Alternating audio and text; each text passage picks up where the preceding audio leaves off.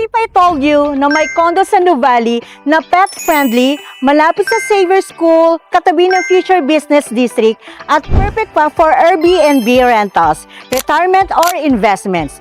Sounds too good to be true? Tara, silipin natin ang Solara Park Stories, Nuvali. Welcome to Solara Park Stories, Nuvali, the first pet-friendly mid-rise condo in Nuvali. Located near Xavier School and Central Block, one of the upcoming commercial districts ng Nuvali. Kaya marami ang naniniwala dito sa Nuvali na magiging next Makati of the South. Ang maganda dito sa Solara, sa buong 1.7 hectare property, 3 towers lang po ang itatayo po dito.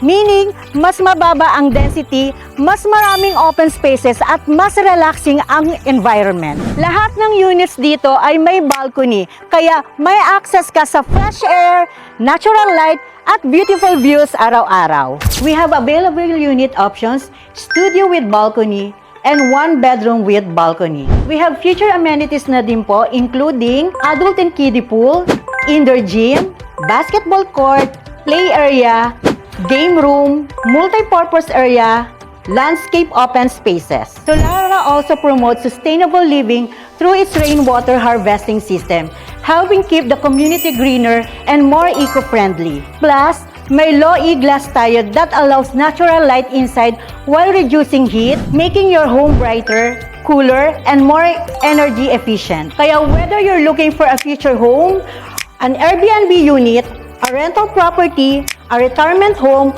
or a long-term investment, Solara Park Stories Nuvali is definitely worth considering, with Tower 1 already top off. For more details, updated prices, and sample computations, send me a message on my Viber or WhatsApp 0927-378-0178. I'm Jenny Lindaligos, the Elegance Estate, showing you elegant properties in the South. See you on my next property tour.